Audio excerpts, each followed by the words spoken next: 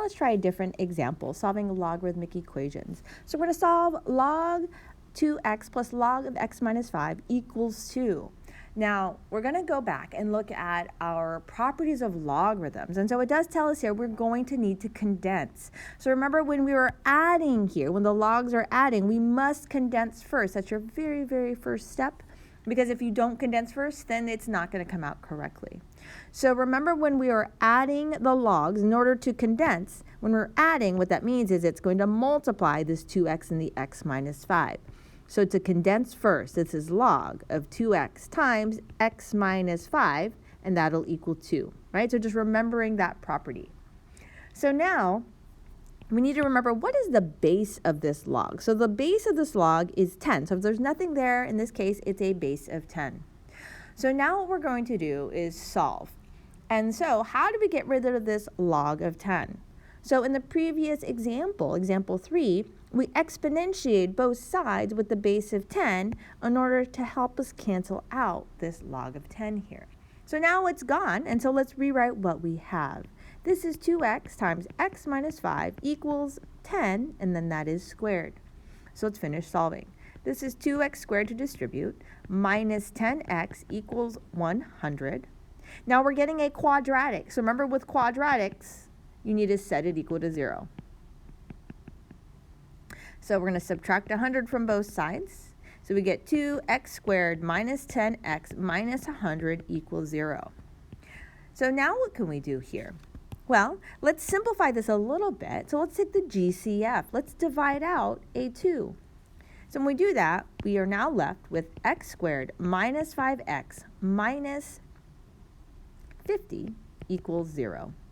Then we see if it's factorable. So negative 50 that adds to negative 5, well, that is negative 10 times 5. Negative 10 times 5 is negative 50. Negative 10 plus 5 is negative 5. So this is x minus 10 times x plus 5, and that equals 0. So then we find that x equals 10 and x equals negative 5. Now, we need to check for extraneous solutions. So what we have to do is we need to plug this back to the original. And so we're going to check x equals 10 first, and x equals negative 5. So we're going to plug it into the original equation. So our original equation all the way at the top, we have log 2 times 10, right? X is 10. And then plus log, and then 10 minus 5, and does that equal 2? Okay, so we're just plugging in 10 wherever we see the x in the original, and then we check. So we get log of 20 minus log of 5, does that equal 2? So this is good in reminding us when we're adding, we're going to multiply. So this becomes log of 20 times 5, and then so that's log of 100 equal 2. And then so remember this is base of 10. So 10 to what power equals 100 to kind of check this out. And that is 2. So 2 does equal 2. So therefore x equals 10 is one of our solutions. So that is good. Let's check negative 5. So this is log of 2 times negative 5. And then plus log of negative 5 minus 5, and does that equal 2? Now when we start to simplify here, we get log of negative 10 plus log of negative 10 equals 2. Now at this point, if you get to this point here, you are not allowed to have negatives in the log. So right at this point, it doesn't matter that I can multiply negative 10 times negative 10 and get positive 100. Here, because I get negative here, that means it is undefined. It is not allowed. So this is not a solution. Negatives not allowed for logged. Okay, so therefore, once I plug it into here and I get a negative, x equals negative 5 does not work. Okay, so once you simplify and you find that at this point you get a negative, then that is not a solution. So our only solution is x equals 10. So try out these two examples here on the right, number 7 and number 8. You're going to have to check your solutions as well. So remember, the very first step is you must condense first before you exponentiate. Okay, so just model the Problem just like the one on the left.